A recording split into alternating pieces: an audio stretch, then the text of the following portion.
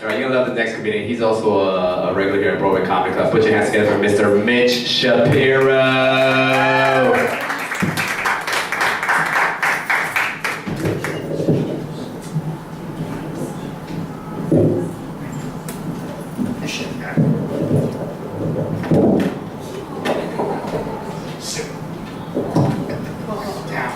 Talking to the dog, not you.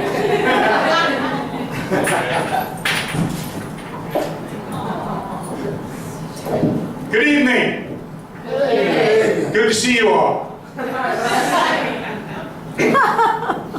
Hey, can you turn these lights off? I'm going to go blind. I'd like to introduce you to my guide dog. His name is Visa. He's not related to MasterCard. He's like an American Express, though. I can't leave home without him. He's my second guide dog. The first one had a career change. He wanted to be a social puppy. Truth of the matter is, I fired him. He walked me into a swimming pool. You know, one of the great things about having a guide dog is I can take him anywhere that I choose to take him. It's really a great thing because when I fart, I can blame it on him.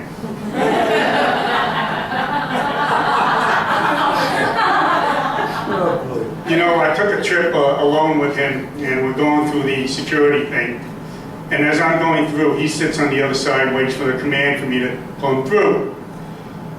So the TSA officer says, walk to the side, I want to look your dog over, check him out. He puts his hands all over the dog, and then he says to me, is it a male or a female? He says, you had your chance, why don't you look underneath?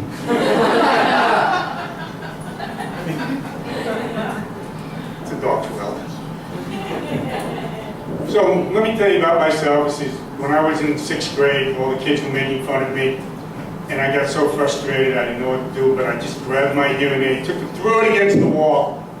It broke into a million little pieces. When I got home, I never heard the end of it. It wasn't until I was about 24 years old, I was living in Atlanta, Georgia. I was working at the Broadway Club. Now you know why I'm going blind.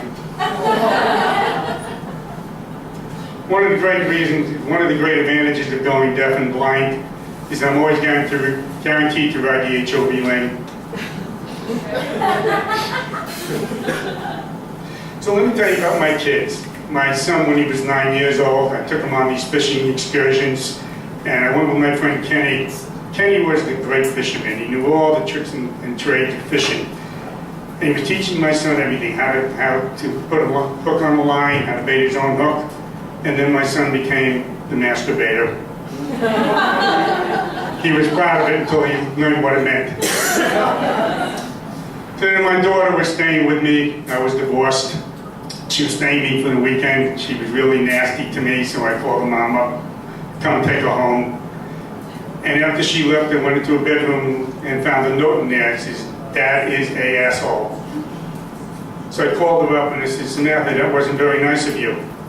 Next time you're going to write a note like that, rip it up in pieces, or just say it to yourself in the head. And remember, it's Dad is an asshole. I was trying to get into sports. I'm not really a great sports person, but I try to get into the sports called beatball. It's baseball by sound. And it's a beeping baseball that goes beep, beep, beep. It's about 1 pound. It's a game for blind and visually challenged people. So I'm in the outfield with my buddy Chuck, and I had to wear blindfolds because they really wanted to make sure everybody was truly blind. And my buddy Chuck comes up to me after being in the outfield for about 10 minutes or so. He says, Mitch, I don't think you should be playing this game.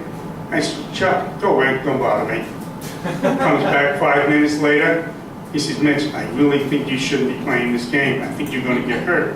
I said, why do you keep saying that? He said, because I really think you're going to get hurt. I said, well, but I don't understand. What do you mean? He said, the ball rolled between your legs twice. So there was a time I was in the Chinese restaurant, and I had my vision back then, and there was a sign above the urinal that said, this is where Napoleon pulled his boat apart. I was wondering why the floor was so wet. Then there was a time, nobody likes going to the urologist, right? Well, I went to the urologist and I says to him, he says, "Hey doc, did you put on some weight?" He says, "Why'd you ask?" He says, "This is because your fingers seem to gotten bigger." Exactly. I asked for a second opinion.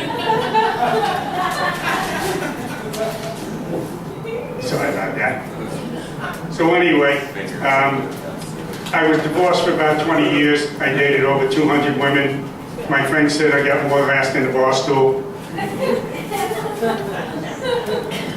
I was the best wingman for my friends when we went out. I got all the ugly ones. You know, you always hear everybody talking about things with trouble with dating and all these people they meet.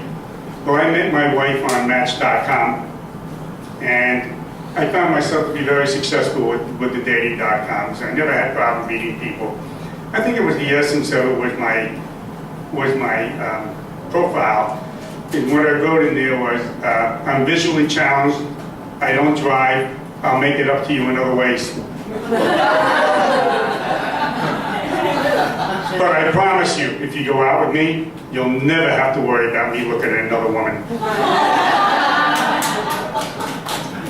So we went on a honeymoon cruise. I came back, I was still married. And by the way, folks, I may be blind, but I can hear if you're leaving.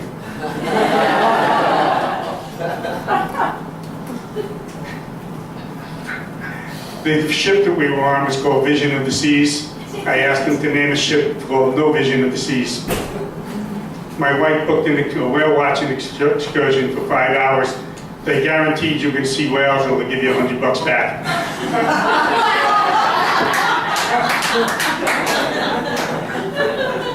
I had a friend of mine whose son was the New York State wrestling champion.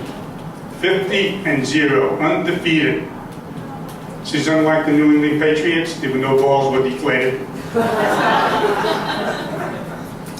On another trip I took with my guide dog, we were in a hotel, had a double bed, and I had to put him on what's called a bed chain to keep him from wandering around the room during the course of the night, because I'm afraid that he'd chew something up. And on the second bed, I pushed everything off to the side so he wouldn't get at it. I wake up in the morning, lo and behold, there's fluff all over the floor. So my wife took me downstairs to the desk and I told him about it, and I asked him, "Well, what do I owe you for the damage?" He said, $25. I walked away from the desk after paying it and was very upset because, you know, they shouldn't have charged me for it. So I get home and I write a letter to the general manager and basically telling him I could have walked away, covered the bed, and nobody would have known anything, and they couldn't have accused me of it. 3 weeks later, I get a note back from him. He says, we're going to give you your $25 back. I was so happy and glad I didn't write in the letter. He says, if you give me my $25 back, I'll give you back the 2 glasses and the towel I took home. You know, when I was a little boy, my dad caught me rubbing myself, and he says to me, "If you keep doing that, you're going to go blind." Can I ask everybody to stand up for 1 minute? Just 1 minute. Please get out of your chair, stand up. And clap your hands. Thank you for the standing ovation. I always wanted one. Thank you.